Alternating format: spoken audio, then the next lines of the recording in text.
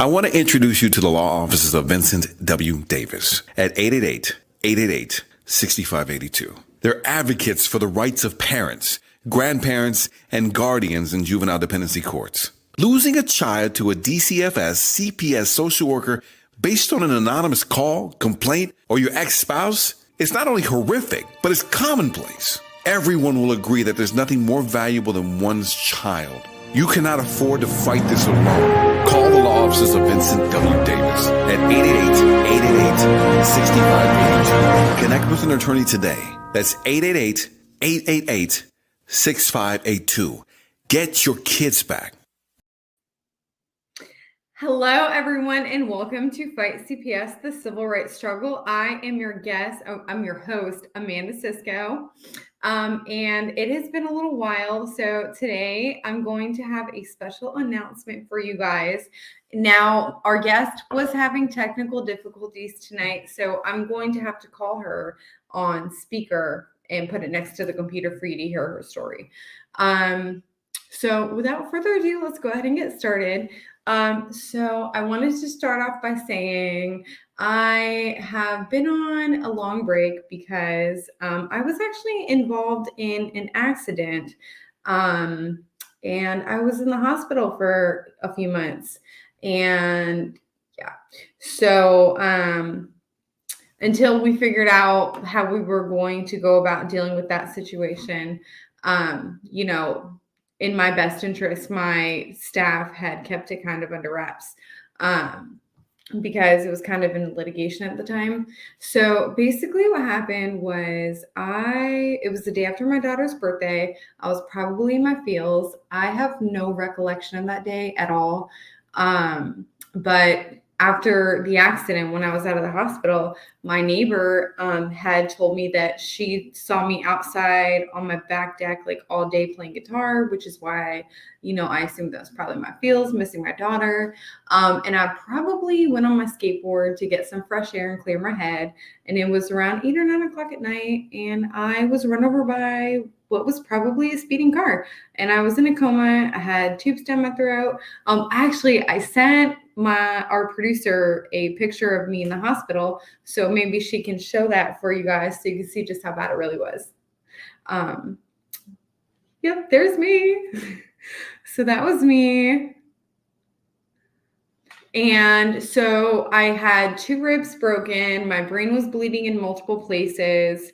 My skull was shattered in one area, and the fragments of it are actually sitting on top of my spine, which is, kind of a hard pill to swallow.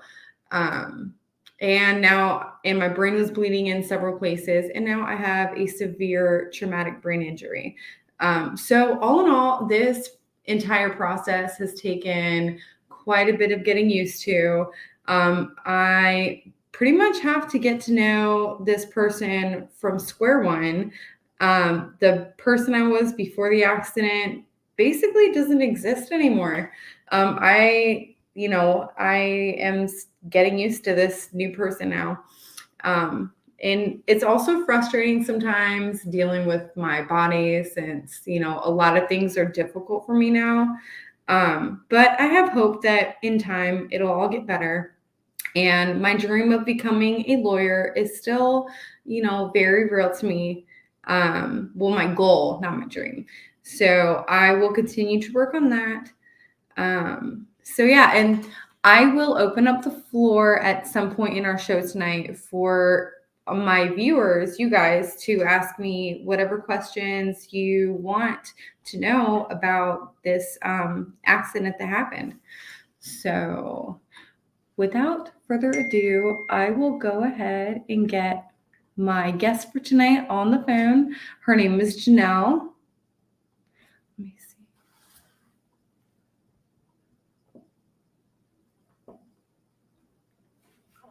Forwarded to an automated voice messaging system. She must have been trying to call me at the same time. Try one more time. Your call has... Okay, let me text her.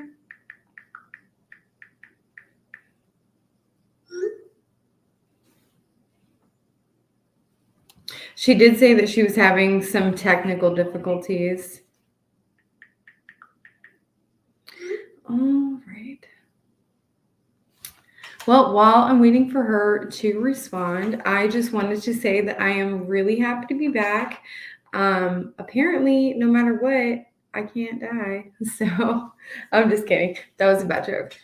Okay. OMG, Amanda, I was definitely missing you and wondering where and how you're doing. I'm so glad you're okay and back with us. Well, thank you, Chase. Here, let's try to call her again. Okay, it's ringing. Can you guys hear it okay?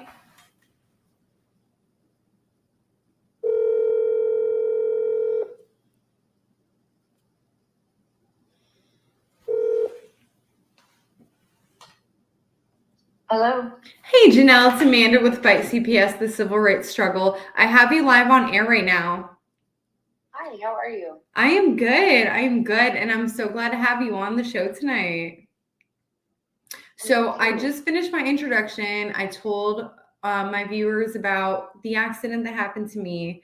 And without further ado, I would like to get into what's going on with you.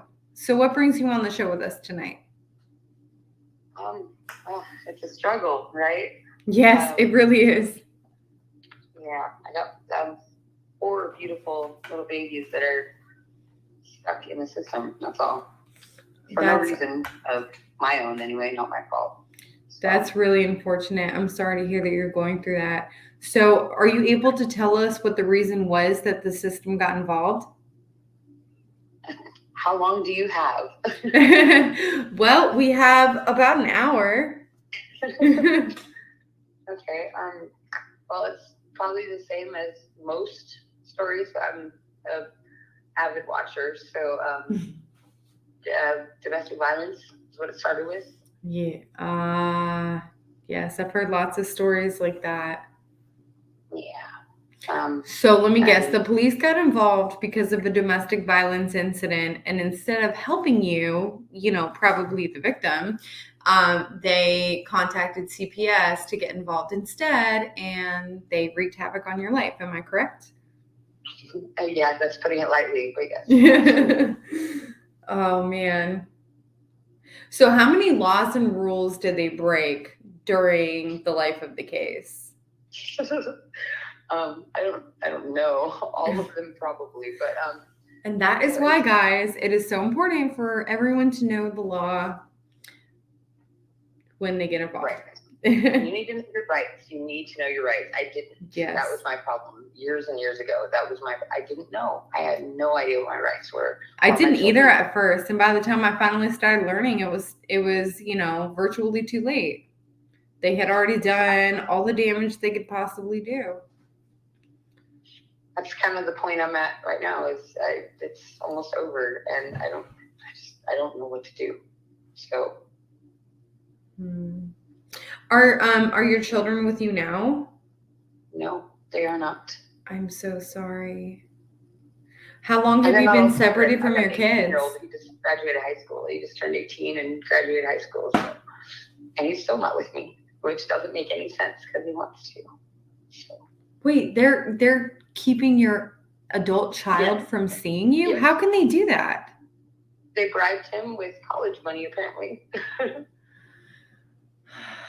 That's upsetting to hear. And I hate to say that it's not the first time I've heard something along those lines said to me. It's disgusting. He's my best friend,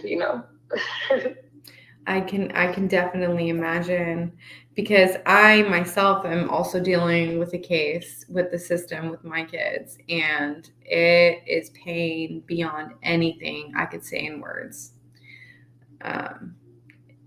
Actually, it's part of the reason why I got hit by a car, because I never would have been out there at night skateboarding if I wasn't so depressed that I couldn't see my daughter on her birthday. I get that. That. Yeah. So, okay. So is your case still open right now? Yes. I want to say yes. I've got, 4 total kids dealing with this, but there's 3 in an open case. And they can't terminate my rights. I'm getting close to the end, but they can't terminate my parental rights because my oldest is refusing to allow my rights to be terminated. So, oh, bless his heart. That's really sweet of him. it is. And they've got him with my youngest. They live in the same foster home together. Yeah, that's my middle child. He's in a group home, I guess, if that's what you want to call it. Oh, 3 hours away. I'm really sorry. I want to say something, but it probably won't make you feel better. So maybe I won't say it. Say it, please. Group homes are not good places for kids to be, usually. Awful.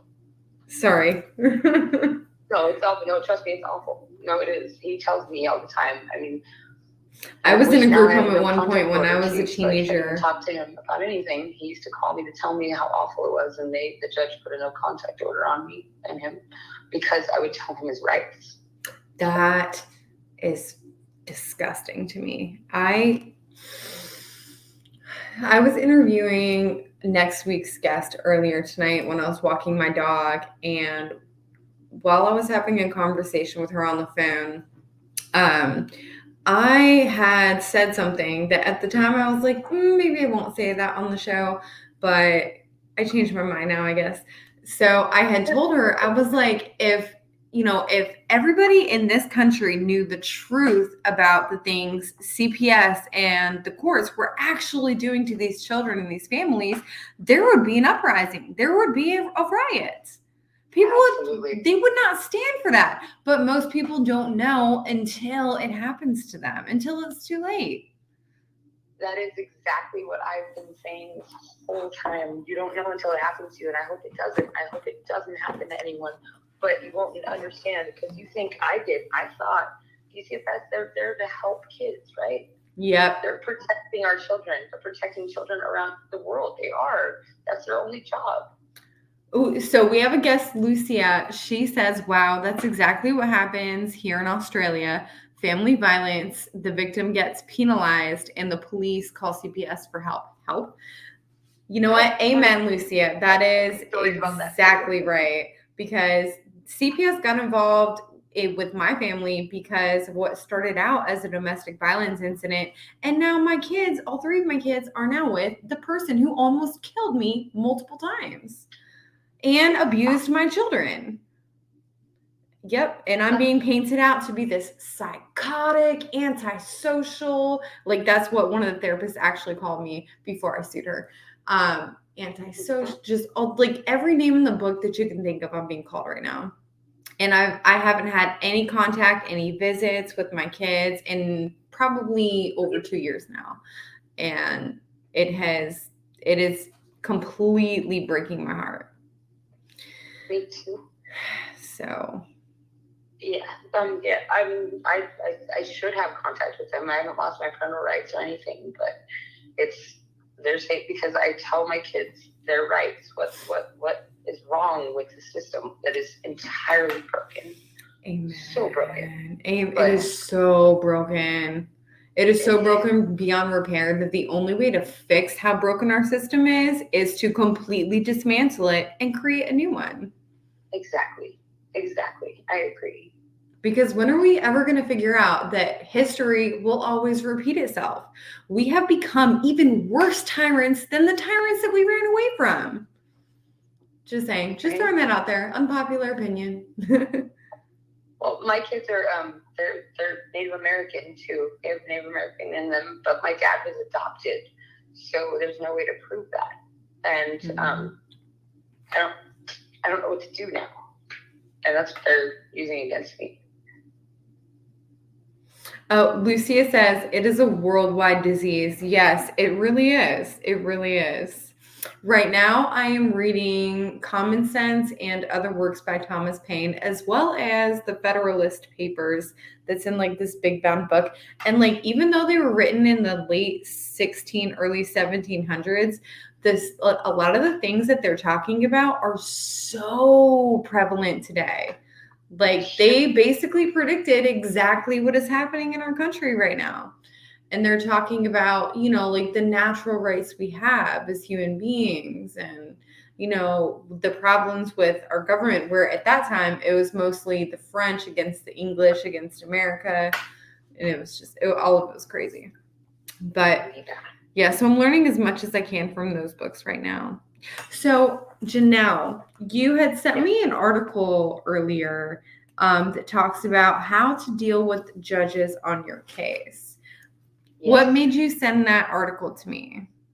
Yes, I did. So what inspired you to do that? You really want to know? Yeah. If you're comfortable telling us.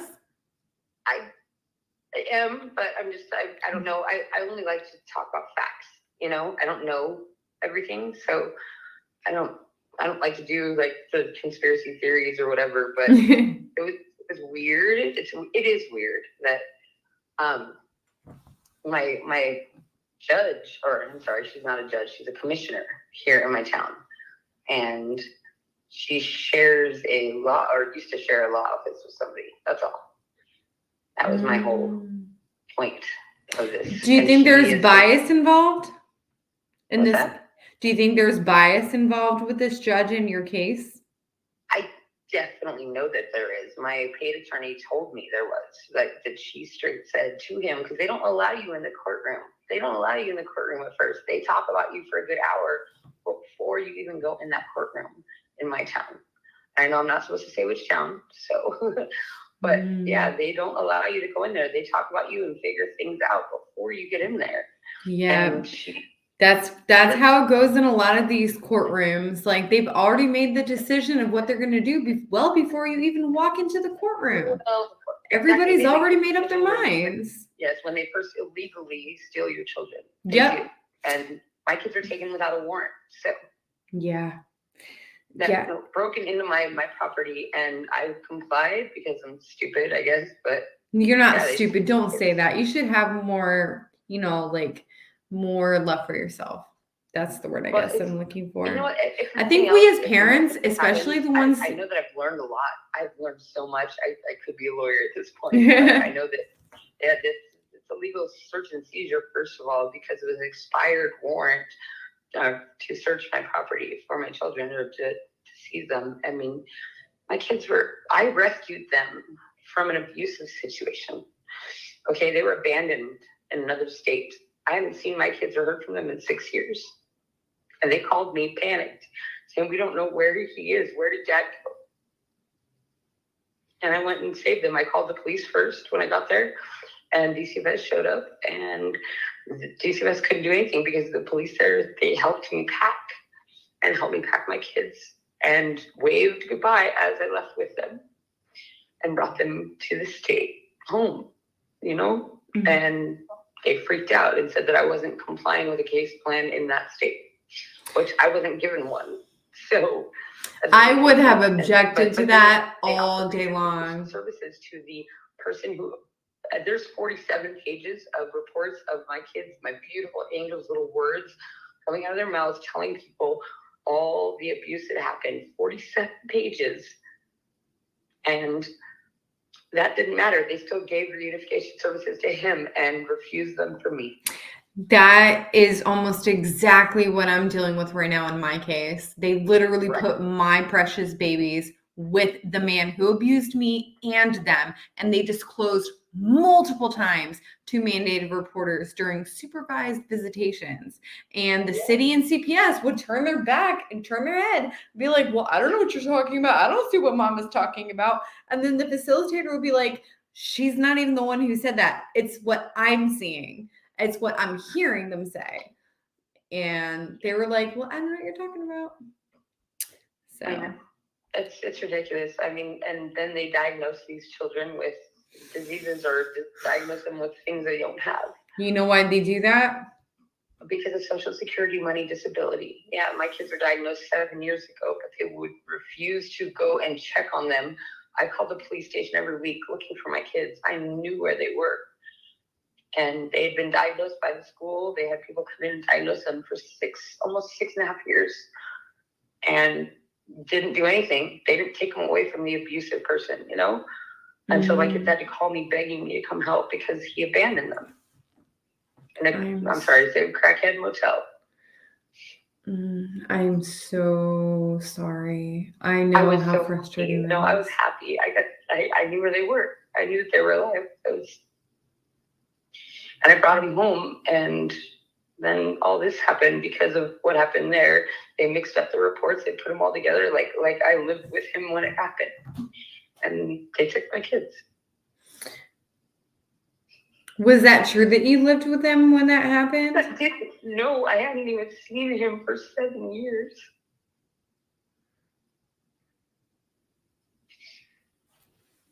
I'm sorry. No, you are totally fine. Don't apologize. I'm just thinking of what I'm going to say. It's like kind of hard for me to because I used to be really good with words before, but now, I'm a little bit slower with my talking because of my brain injury. Me too. I have social anxiety, so yeah. I do as well. Oh, is my phone? Nope, it's not on silent. There it goes. Okay. I was going to say something, but now I forgot what I was going to say. My babies were, two of them were diagnosed, like I said, when they were investigating, obviously, at the school when they were, away from me, and I didn't even know. I hadn't talked to them for 6 years. During that 6-year period, my kids were diagnosed with behavioral problems, 2 of them, 2 out of my 3. And which is funny because they diagnosed them with behavioral problems. But when I got them home, my middle son, he got really sick, and I took him to the hospital, and he had type 1 diabetes. I'm like, why wouldn't they recognize that, but they can diagnose them automatically at the school, Yeah. with a behavioral problem because they want to get a paycheck. That's the only thing I can come up with. And you're probably right about that. But what you could do, now this is why it's important for everyone to learn what the rules of civil procedure are, what the rules of criminal procedure are, what the federal rules of evidence are, how hearings work, what are the objections, when do you make them, what do they mean, how to write a motion, how to do research on the statutes in your state that apply to your case, because knowing those pieces of information will be a huge help to your case. Because although they say that, no matter who it is, you make your own worst attorney.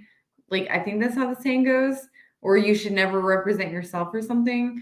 But I don't necessarily 100% agree with that, because nobody's going to fight for your case as hard as you are, Exactly. Does that make sense?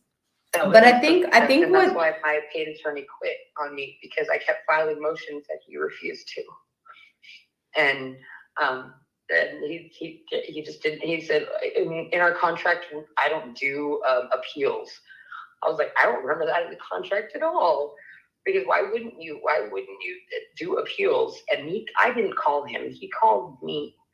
He called me when I was looking for an attorney, but I did not call that attorney. But he called me, and he's like, "Oh, I can do this for cheaper than somebody else who I really did want." And it wasn't my money, so I did it anyway. And he helped a lot at the beginning, but then he just stopped helping because I kept putting in motions that he refused to put in. And now, when I'm not doing this anymore. When you say you were filing motions that he refused, what do you mean by you were filing the motions? Were you typing up the motions yourself and then giving them to them, or were you actually filing them with the court? All of the objections that, gosh, I can remember now. Like I said, it's been over 2 years now. The JV 180s for sure. I filed for a change of address because they had my address wrong, and they're trying to claim that I lived at my ex-husband's house, which I didn't. I guess it's a whole complicated thing. But my ex-husband's house, where I had my previous incident, where I wasn't involved at all with my daughter, and they ended up adopting her out. So then they said from the beginning, I guess I didn't have a chance from the beginning, but they made me do all the things, the drug testing, the parenting classes, all the things. And I did all the things well. I paid all this money into all the things. And I'm going to find out it wouldn't have mattered to begin with. It's not fair. None of this is fair. And I know that sounds stupid, but No, it doesn't sound stupid at all. It is very unfair and it's very wrong what is happening. And there's no right words to say to to make things better. It's just, right now I feel like it's a matter of spreading awareness. And what my personal goal is I want to become a federal lawyer, hopefully, possibly even a judge. But my main mission in life is to become the kind of lawyer that takes this city and state officials, including CPS workers and these therapists who perjure themselves on these affidavits all the time. I want to hold them criminally accountable in a federal court for what they are doing. But yeah, because I think the term that I've seen a lot, because I do a lot of research on this, ghostwriters. You never heard that? Ghostwriters, that people that they write out the reports for workers? No. Yeah, ghostwriters. Yeah. Ghost writers, not writers. No, writers, like to write something. Yes, ghostwriters. So exactly. So you're basically telling me that a lot of these reports that these CPS workers type up themselves actually aren't typed up by them? I don't know that for a fact. I don't, but I know that there are ones that are signed. I have them that there's in lieu of or whatever the worker underneath the signature. Yes, I have many. I'm telling you, I've been going this for 7 years. I'm so sorry. That is 7 years too long for anyone to have to deal with that. Right. Now, something did come to mind that I would like to share. So one of the things that I would talk about on my old shows were maxims, like law maxims. And maxims are basically the supreme law of the land, like right there with the Constitution. And one of the most famous maxims goes something along the lines of, the burden of proof is on the party who asserts a claim or demands redress. So in court, you have to prove what you plead. The burden of proof is on the person who is pleading something in the courtroom. So if the plaintiff is the one bringing the case before the court, they have to prove what they're trying to say. So I would, and I think that's also in the article that you sent me that I took some notes on. Actually, it took 10 pages of notes to be exact. But what did they say? A proffer or offer of proof is what they talked about. Hold on, let me see.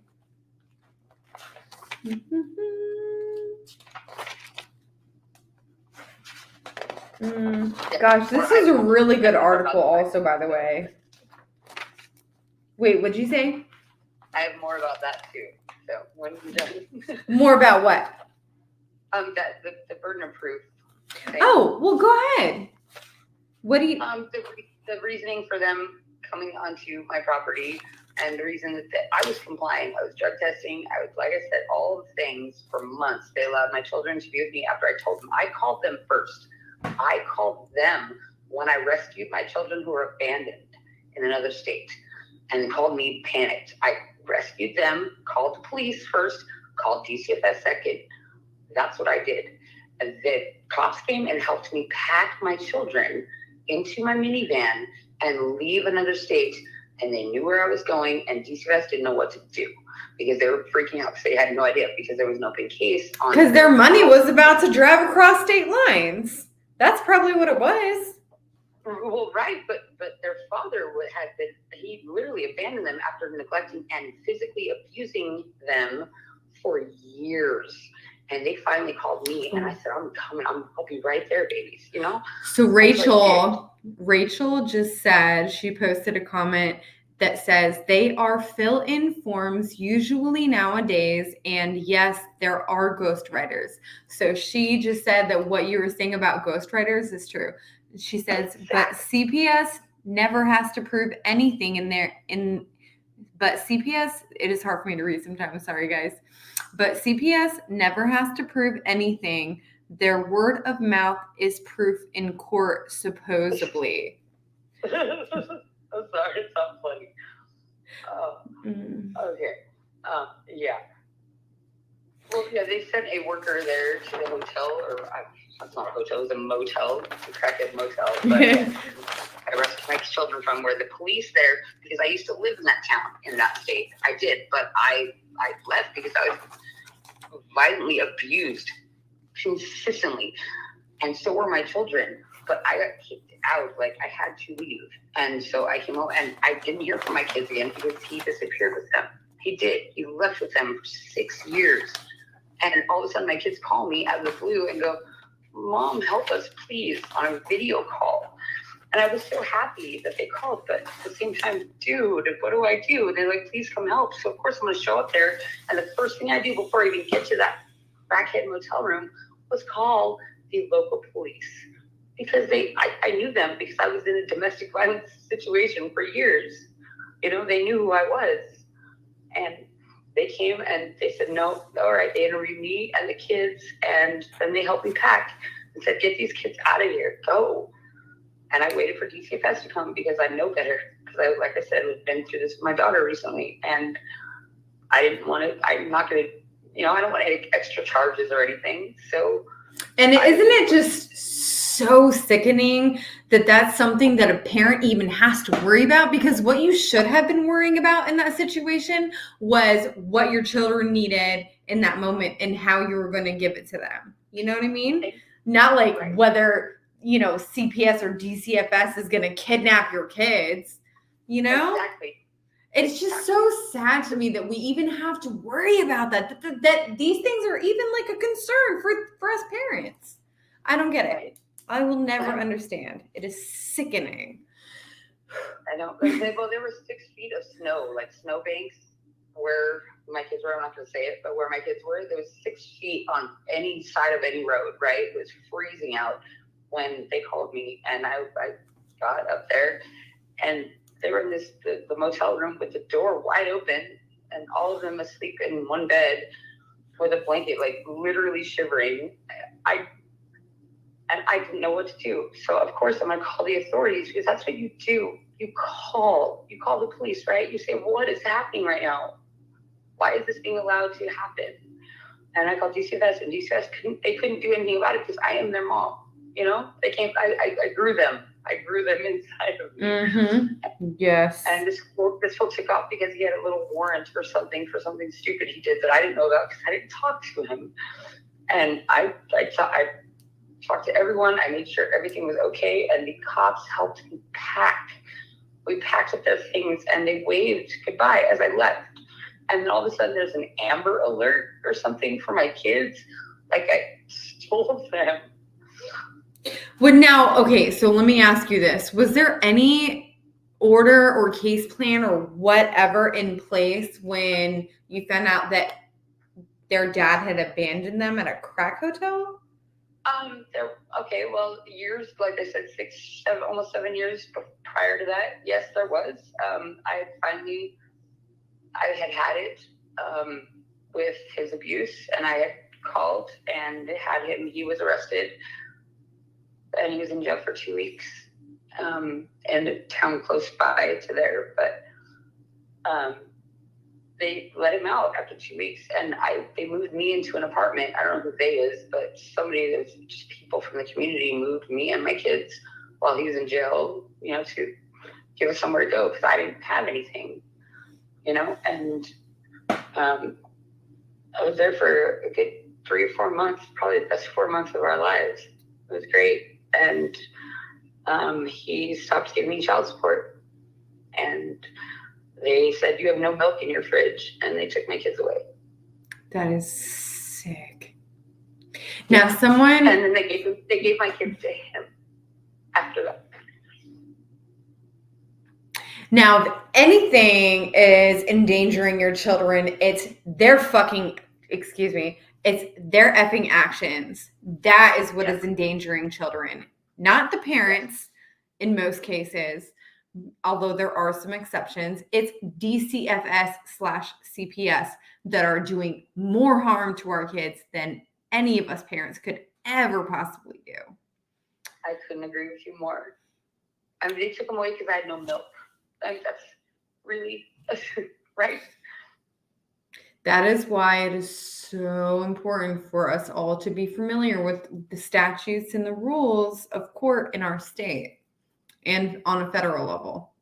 Because there must be, I can't think of anything off the top of my head because my brain doesn't work as fast as it used to.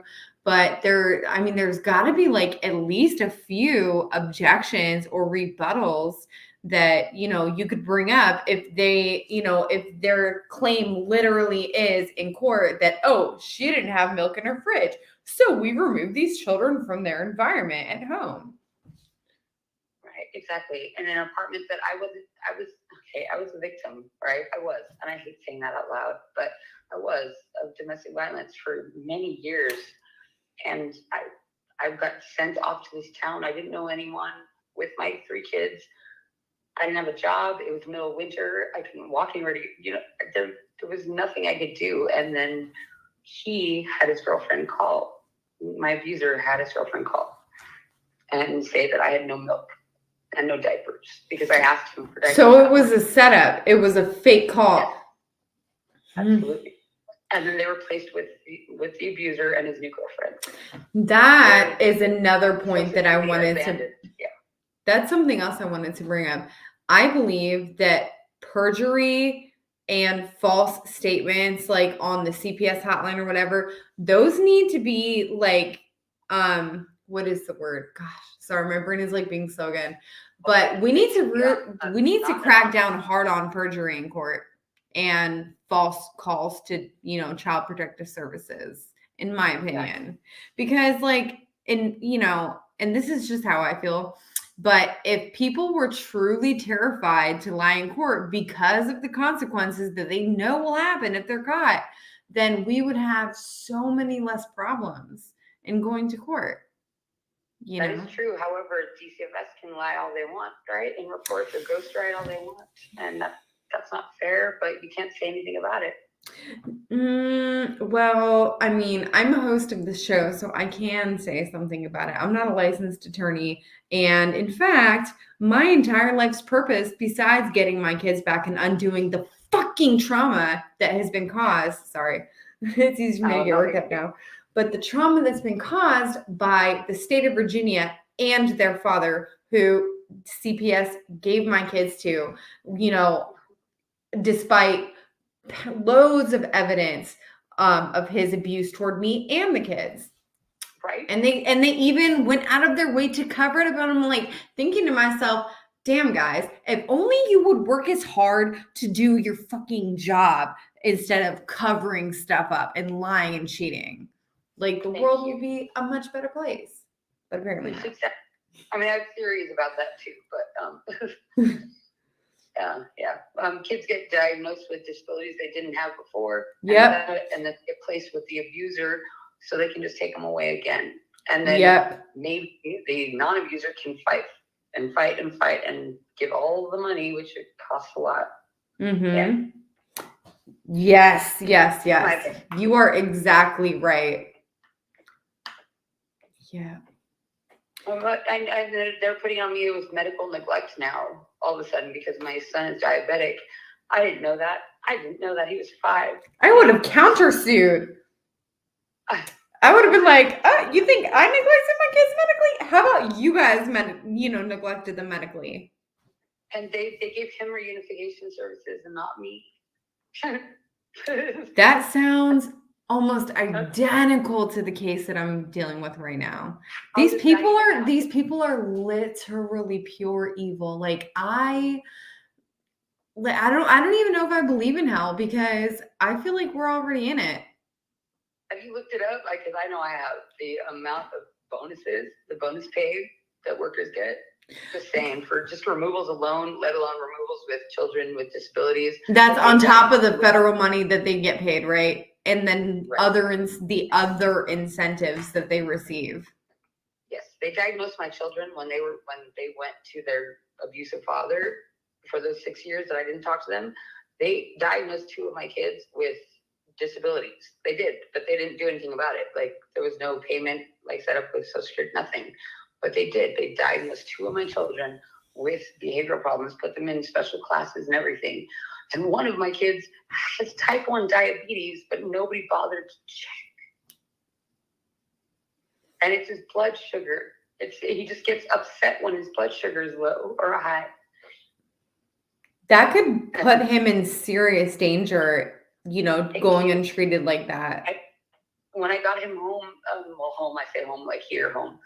When I rescued them and brought them home, it was a good 3.5, almost 4 weeks, right after his birthday. And he didn't look good. He didn't feel good. And I took him to the hospital, and he's diagnosed. And that's weird considering he was 11, Someone should have noticed that in the 6 years he wasn't with me. I would have noticed. But because the fact that he was starved by his father and abandoned for months, they lived by themselves. That's the only thing that kept him alive, because he didn't have any food to raise his blood sugar. You know what your case sounds like to me?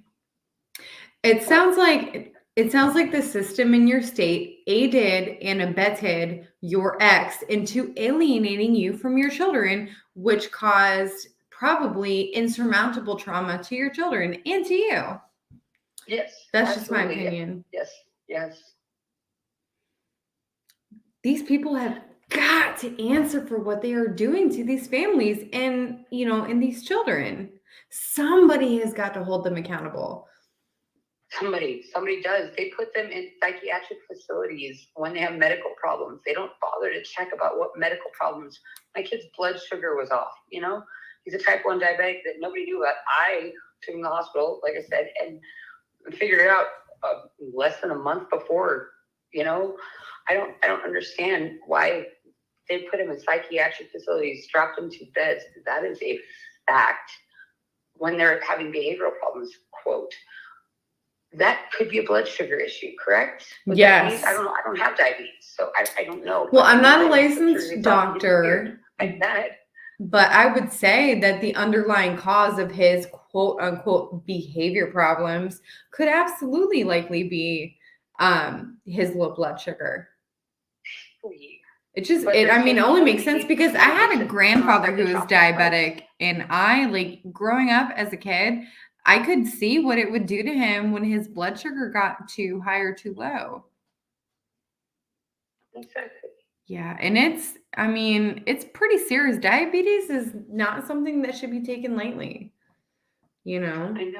I don't know. I didn't know anything about it because I've never known anyone really that was type 1 diabetes. I don't know, but I know that his first foster home he was put in, that's when I first got contact with him again, was because he would find a way to call me, and it was nearby, and he said that this woman, this foster mom, if you want to call her that, foster person, would withhold insulin from him as a punishment. My kid called me. How did you find out about this? Did your child tell you? He called me. He told me about it, and then so I brought him food because I knew he needed to eat if his blood sugar was too low.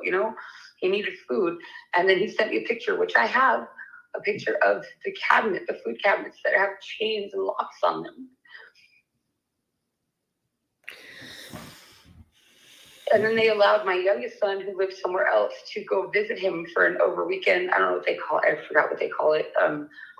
It's like shelter care, but technically it's another foster home. So my youngest, his brother, went to go stay with him for a weekend. And they called me and said, this isn't okay. This house is not okay. So we called the police. We did. My whole family did. We all called the cops, and they went over there and they tried to interview him in front of this mom, the foster parent person, and they wouldn't talk because they knew that what if something didn't happen, what repercussions would happen. And it was true. They didn't take my kids. They didn't move them anywhere. My kids, I have all of this. I have proof. And they made him stay there for 14 more days when she put in a notice to have him removed from her home. And then they sent him to a troubled boys camp, which is where he still resides. I am so sorry that that's where he was put. Gosh, my heart is breaking for your story right now. And So, only a little part of it. oh no. Well, unfortunately, actually, my oldest wanted to call you, call the show a while back. Aw, how old is I he? didn't know if you guys take calls from kids. I'll have to ask our producer if we do that. I'm not sure. But so we are coming close to the end of our hour. But I did want to say that hearing your story has inspired me to give you guys a little bit of homework. Don't worry, it's not hard. So my homework for you guys is to identify all of the issues in your case and see what you can do in your power to hold those people accountable who are causing those problems. So, for example, you said that a therapist or someone had lied in an affidavit, and that's like that kind of got the whole case started. Am I correct? I don't know that they lied. I know that they didn't check to see what else could have been wrong. That was all that was. I don't know. I wasn't there. It's another state, and I don't know. Gotcha. I must have misheard it then. I apologize. Okay. Yeah, because when it comes to perjury, there are motions that you can file. There are objections that you can make while you're in trial. But just be prepared to have to cite the legal statute behind that objection. Because at the end of the day, the person who frames their legal issue in the best way is usually the one who wins. In fact, that was in the article you sent me. Okay, well, question. Yes. I don't know much about this, but you can get your judge or commissioner changed, correct?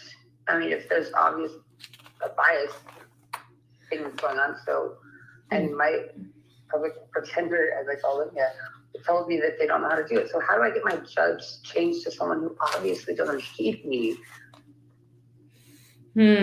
Okay, so I did read through the article that you sent me, and I took a lot of notes, and it does talk about recusal, and it talked about the 2 tests they do to see if a judge has bias.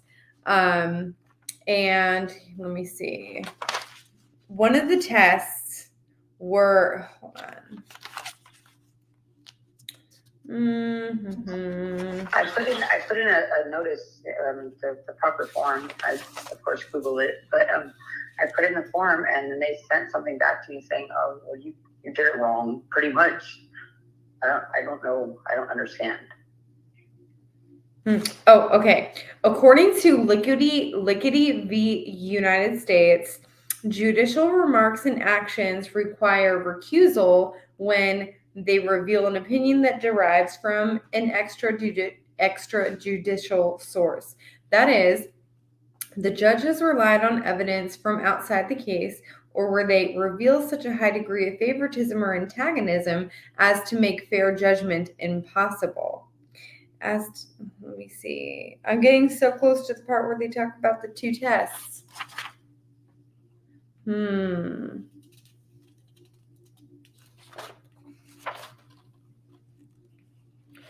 Okay, well, I guess I'm not going to find that right this second, which is usually how it goes. When you need something, that's when you can't find it.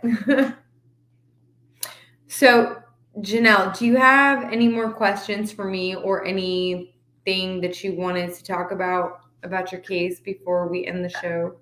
I have way more than you have time.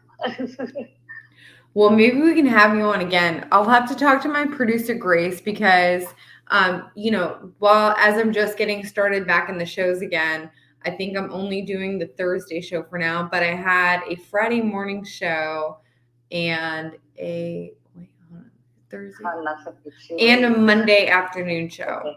It's gonna be too late. Mm. Yeah, I can talk to you. Yeah, that'd be great because I've got court this week, so beginning of the week. Mm. And That's what the is last the one. court date about, if you don't mind me asking? And you don't have to say. It's pretty much the last one, I think. Okay, so it's the dispositional hearing. Well, see, that's another thing I wanted to ask. I know you've been studying law, right? Mm-hmm. So, my oldest, he's now 18, but since before he turned 18, he was refusing to have my rights terminated. And Vince is the one who told me that that's absolutely a thing. So since if I have one kid that refuses to have my rights terminated, then they can't terminate my rights for any of them. But they big fat did it anyway with my youngest, but they just reversed that for specific reasons. Oh, good. That is such job. good news. So I've not lost rights on any of my kids as of right now. But my kid's now 18. My oldest is 18, and my youngest, he hasn't been totally brainwashed yet. But so I don't know what that means if that still applies. If one kid refuses, then they can't terminate rights for any of the kids. So I don't have any personal knowledge of a statute like that one, but that's certainly something that would be very beneficial for me to look into, because if a law like that does in fact exist, I would like to know about it. Right. Vince told me himself. And if Vince told you, then that's, he would never steer you wrong. I know that. I know. Yeah, so if he said, that's an actual law, then, it absolutely is probably an actual law. Yeah, but does it happen after 18 and stays in foster care? Because he's only staying in his foster home because of his little brother who's there with him. So that's also a question that I'm not sure I can answer right now. As far as how the law goes, I don't know anything about that particular statute, so I wouldn't be able to really tell you anything about that. But what I could do, so what do you have your last court date? Do you have it this week coming up? Yes, I do. Okay. Is it before next Thursday? Yes. I think it's Tuesday, Monday or Tuesday. Okay. Okay, wait, you said the court date is Monday or Tuesday? Yes. Okay, so it's before the next show. Well, I put in appeals too, by the way. So, and I don't know, I'm trying so hard to follow all of this. I'm learning a lot, but yeah, I've got appeals in with, the appellate court, but also, and then they just remanded one from the appellate court and sent it back to this court with the judge who is clearly not liking me very much. It's got to be tough. Well, how about this, Janelle? I would like to have another phone conference with you before your court date so I can help you, get all your... Do you have an attorney for this next court date, or are you representing yourself? Oh, sorry, I'm not laughing. Oh, you're fine. Yeah, I guess I do. They keep changing. It's different attorneys with different law offices and then that's ever since my paid attorney quit, he walked. He put in a notice and walked out of it. He was over it. And then they gave me these wonderful dependency lawyers. I don't know who it is now. That doesn't make a lot of sense to me, but maybe that's because I'm not in California, so I don't know how the court system works over there. But usually, I know in Virginia, you have to have like an order of substitution, or you have to file a motion to withdraw as a lawyer, or, He did that, yeah. He did that. But you can't just have a random lawyer show up for your case. That I did. I didn't get to pick. It was a dependency attorney. Interesting. Okay. Well, I will definitely do some research into that before our next phone conversation, which I do want to have with you before your court date. Now, okay, let me ask you this. So for this court date coming up next week, what are your goals? Have you talked about your strategy with your attorney? No, every time I do, she tells me nonsense that I don't understand. And she said, there's no winning this pretty much. And I haven't done anything wrong. Ask my kids, you know? And yep, I swear that's identical to the case that I'm dealing with, because I didn't do anything wrong either, ever at any point. And I'm being persecuted as though I did. And the person who actually did cause harm to me and the children is being glorified while I'm being vilified. It makes no sense. Right? They give them the opportunity to have these reunification services and all the things, but the person who rescued them from the torture and torment, there are so many, 47 pages of abuse, literally word for word, of all the abuse that they went through with him. And when I didn't see them, and then I went and rescued them from that when he abandoned them after it. And now I'm the bad guy because it says in the reports that he lived with me and the kids. And he didn't. And nobody will listen to me. Okay, so I think that as soon as you heard that brought up in court, I would have offered, or I would have, objected for the party to offer strict proof. I would have been like, I need strict proof. Prove it. If I lived with them, prove it. Because the burden of proof is on them, not you. I did, and yeah, I did, and same thing with the Native American thing, that the ICWA. They're saying it's up to me to come up with the proof that I am. My father was adopted, so there's no way. I mean, that shouldn't be my burden. Right? No, it shouldn't. It should not. Oh, and I was just about to say something else, but I forgot. Gosh, it's so frustrating, like working with this brain now. I was just going to say something. What was I going to say? There was a video on my page. You can probably go back and find it. It's on the CPS, the Civil Rights Struggle page. And, oh yeah, that's what I was going to say. Okay. So when I was going through my page, I saw somebody who posted a video where a mother who alienated her children from their father for I think at least 3 years, the mother actually ended up going to jail and getting charged with parental alienation based on the father's victim impact statement.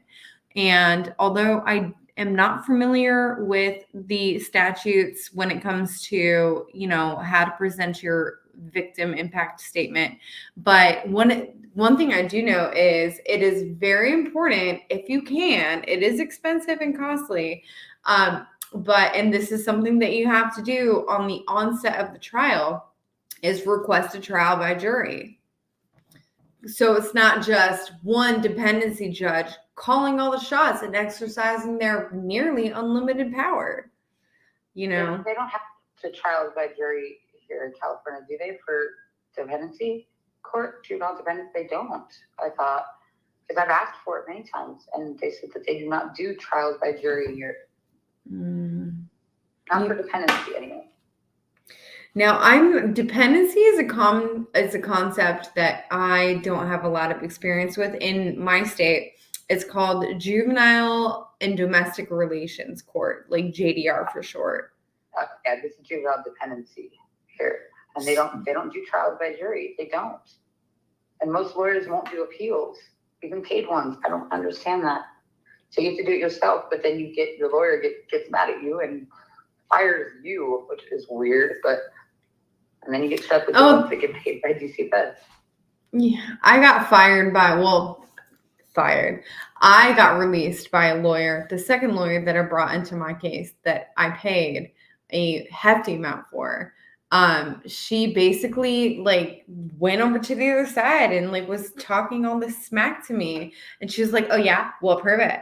And I was like, I have all the proof in the world, and I've been trying to give it to you. If you'll just look at it, you're my lawyer. This is literally your job. And exactly. Yeah. I have the same thing. They said that they're accusing me of being a drug addict. I did drug testing randomly on their, whatever Whatever they wanted me to do, I did it every time, all the time for, 3 years for my daughter's case. And then with this one with my boys, I said, I'm not stupid. I was pregnant. I found out I was pregnant right a few months after I got my boys and brought them home, found out I was pregnant and said, I'm not doing it. And I told them I was pregnant. I went in and got a hair follicle test because I was from bed rest, because it was it's serious risk pregnancy, high risk. Mm-hmm. And I got a hair follicle test and gave it to my paid attorney.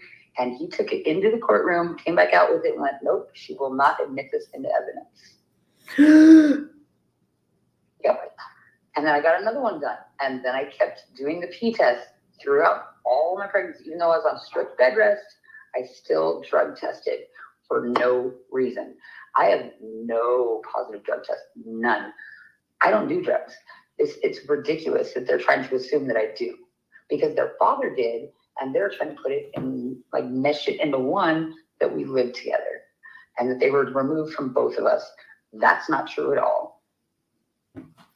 Your story, I've got to say, is so incredibly disturbing. Maybe perhaps it's because it's so similar to my case that I'm dealing with in a lot of ways. They all are, hon. Oh And my I've noticed that with every single time. Like I said, I'm a fan, avid fan of Vince Davis. I watch them all, and they're all the same. It's domestic violence, and it's because they make twice as much money that way. That's my opinion. That is my opinion. They take them from the non-abusive parent and end up going to the court thing, giving them to the abusive parents so they can just take them away again and get more money from the government. That's just my opinion. And your opinion is probably quite correct. So I think the next step in general, overall, is going to be for us to figure out as a people, which is where the power lies. We need not forget that, everyone listening. The next step is for we the people to figure out how to hold these tyrants accountable. They won't ever be. They will never be held accountable for this. But see, that's like giving up before you even started. There are ways. There has to be ways. But no. Well, you're right. It won't happen. I feel that. And because, everyone has a watchdog, right? Everyone does. The FBI is the only one who is the watchdog for DCFS. And I tried calling them too. I had a guest once who had tried to, like, CPS or DCFS in your case, did not even remove her children yet. And she left the area with her kids to avoid, like, the case popping off. And they had a helicopter and the FBI tailing her. Yep. They did the same to me, maybe not the helicopter part, but they put an Amber Alert out on my kids when I rescued them, told them I was taking them home to California, and told them on the way, like as I was going at every rest stop, you know what I mean? And then they still put an Amber Alert up for my kids. I'm like, I told you what I was doing. The cops helped me pack. This is ridiculous, but they put an Amber Alert out that missing children, that I kidnapped them. That is, every time I hear you mention that, my blood boils. It is right. They were abandoned, dude, and one of them had diabetes, and he didn't even know. He'd never taken them to doctors. 6-7 years, no doctor, no dentist, nothing. But I'm the bad guy, and they try to give them back to him. You know what I think we should all start doing? I think we should start countersuing when we get hit with some bullshit from CPS in court.